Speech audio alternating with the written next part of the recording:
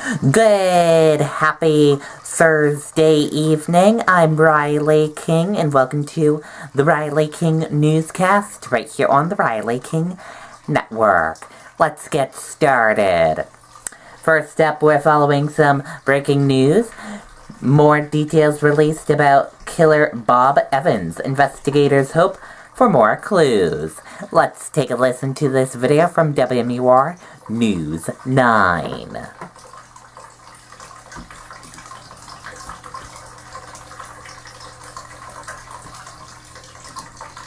Breaking news this noon, investigators have just released new details about the suspect in the murder of 4 people found in barrels in Allenstown in 1985 and 2000, and the disappearance of Denise Bowden from Manchester in 1981. During his time here in New Hampshire, he was known as Bob Evans, but his true identity is Terry Peter Rasmussen. Investigators have recently learned Mr. Rasmussen was arrested by the Phoenix, Arizona police on June 11, 1975 for aggravated assault. This is his mugshot from when he was arrested on April 30th, 1973 in Phoenix as a fugitive from justice. The related charge is not clear.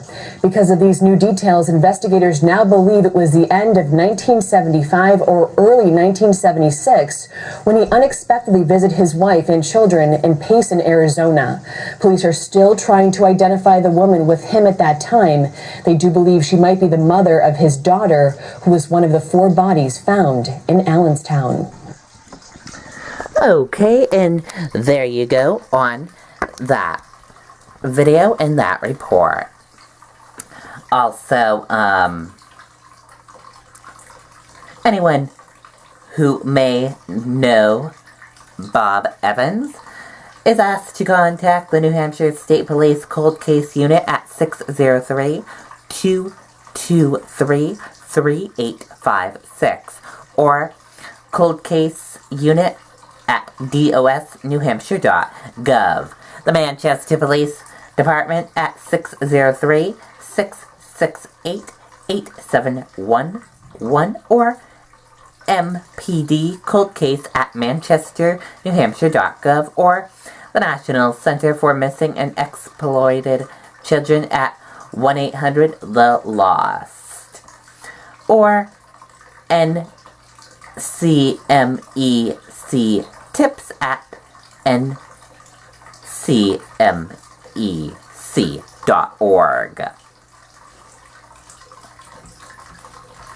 And we will keep you updated on this story as it is a developing story and report.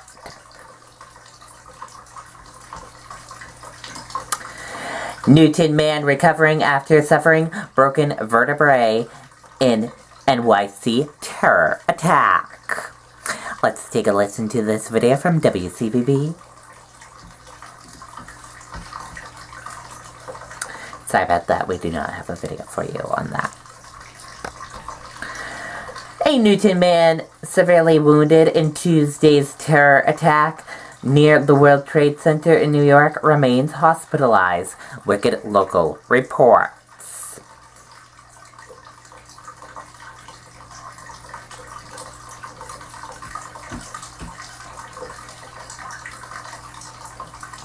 City Council James Coates said Martin Morrow, who lives on Beacon Street in Chestnut Hill, was wounded in the attack that killed 8 people and injured several others when the truck careened down a bike path and into a crowd. Morrow, 48, who is originally from Argentina, was in New York celebrating his 30th high school reunion. 5 fellow Argentinas were among those killed in the Islamic State-inspired attack.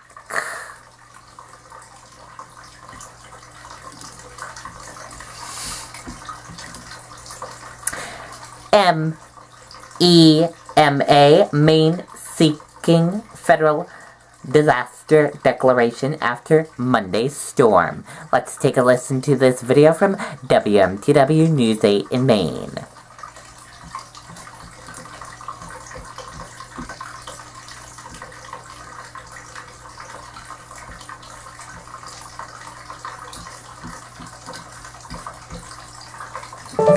happiest things. It's the same as having wings. To the stars beyond the blue, there's a Neverland waiting for you. When you leave the world behind, you can fly. You can fly. You can fly.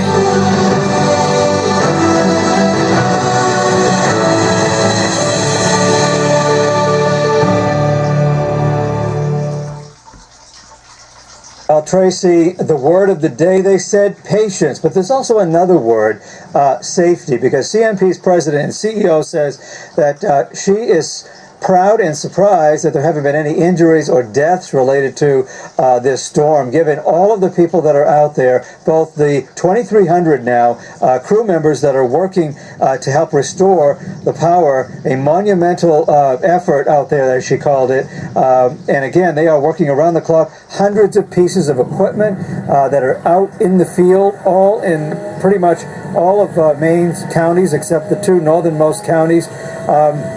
Sarah Burns saying that she did talk about a close call where a lineman could have been electrocuted. They're assuming they're working on dead wires. It's a live wire.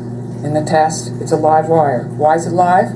We have a home generator incorrectly hooked up at a home. They have not switched off the main breaker. It's backfeeding. And Burns says because they train and there's so many steps they have to go through that they actually averted a tragedy there. Two other things we wanted to mention for the public. If you have any kind of storm damage out there, you're urged to keep your receipts and take plenty of photos because you could qualify for what's known as federal individual assistance down the road. Also, we wanted to mention the Augusta Civic Center had been serving as one of the warming shelters. People had been here throughout the night.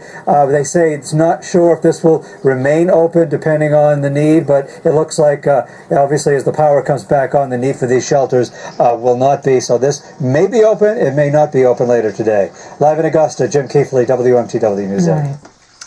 Okay, and there you go on that report. Progress in Maine and in New Hampshire as well, moving along.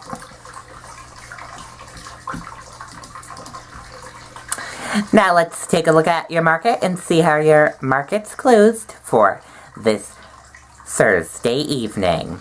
Your Dow Jones Industrial Average closed in the green and went up. Your S&P 500 Index closed in the green and went up. Your Nasdaq closed in the red and went down. Our USS 2K closed in the green and went up, and VIX closed in the red and went down. Dow closed at record high in wild session after release of tax reform bill Powell nomination.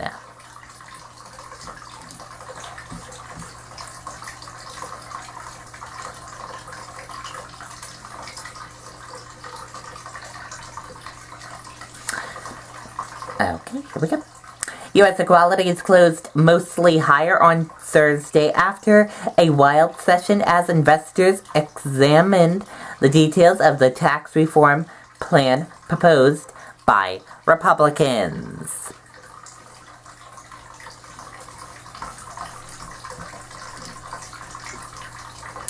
"48% of Americans think Trump likely committed a crime."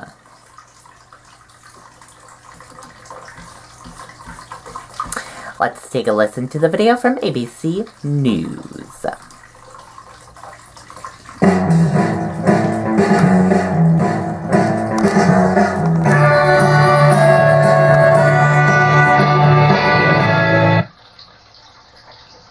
The White House facing new fallout from those bombshell indictments. Special Counsel Robert Mueller announcing charges against 3 of President Trump's former advisors in connection with the Russia investigation. 12 counts, potentially decades in prison for the president's former campaign chair, Paul Manafort, and his deputy, Rick Gates. Both men pled not guilty in court. Perhaps more significant, the guilty plea from campaign foreign policy advisor George Papadopoulos. In that plea, he details months of contacts with Russians and others in the Trump campaign. He has been secretly cooperating with special counsel since his arrest in July. And our team in Washington covering every angle of the story, and our chief White House correspondent, Jonathan Karl, starts us off. Good morning, John. Good morning, Robin. The president is just now responding on Twitter to the news that his former policy advisor, George Papadopoulos, pleaded guilty to lying to investigators about his contacts with Russians during the campaign. The president tweeting, "Few people knew the young, low-level volunteer named George, who was already proven to be a liar." Hours after news of the special counsel indictments broke, President Trump emerged from the White House to trick or treat. But he made no comment on the indictment of the man who ran his campaign. His chief of staff, however, told Laura Ingraham on Fox News that most of the White House staff isn't concerned. I think the staff is very comfortable with simply serving the nation. The vast majority of the staff would have nothing to do with any of this kind of thing. But Kelly also made it clear the White House wants Mueller to finish his investigation quickly. It would seem that they're towards the end of the witness pile. And I don't know how much longer it could possibly go on, but we're in great hopes that it wraps up. It is very distracting to the president, as it would be to any citizen, to be investigated. The indictment of former campaign chairman Paul Manafort and his deputy Rick Gates makes no mention of the Trump campaign. Potentially more serious, though, is the guilty plea from George Papadopoulos, a former foreign policy advisor to the Trump campaign who acknowledged contacting Russian operatives to get dirt on Hillary Clinton and then lying about it. The White House said Papadopoulos played an unpaid and very limited role during the campaign. But then candidate Trump once personally praised Papadopoulos in a Washington Post interview. George Papadopoulos, he's an oil and energy consultant, excellent guy. And soon after, Trump shared this photo of the two at the same table in a March 31st national security meeting. We've been saying from day one there's been no evidence of Trump-Russia collusion, and nothing in the indictment today changes that at all. But the George Papadopoulos agreement is about the campaign. It is specifically about the campaign. It has nothing to do with the activities of the campaign. It has to do with his failure to tell the truth. As for the president himself, he took to Twitter to say the special counsel should really be investigating Hillary Clinton. Sorry, but this is years ago, before Paul Manafort was part of the Trump campaign. But why aren't crooked Hillary and the Dems the focus? The White House press secretary was asked yesterday if the president would consider issuing pardons to Paul Manafort and Rick Gates. She said it's too early to begin talking about pardons, but George, the White House is certainly not ruling it out. Did not rule it out at all. Okay, John, thanks very much. Okay, and there you go on that report. And also, about half the respondents in a new ABC News/Washington Post poll suspected that President Donald Trump broke the law during the presidential campaign, and just 3 in 10 Americans surveyed think that alleged wrongdoing ends with those who were changed this week by the special counsel. And we want to hear from you guys as well. Comment below and let us know what you think about. Do you think President Donald Trump broke the law? Comment below and let us know. And that is it for the Riley King Newscast right here on the Riley King Network. I hope you all have a great rest of your Thursday night, and I'll be back here tomorrow with another newscast. Good night, everyone. Bye.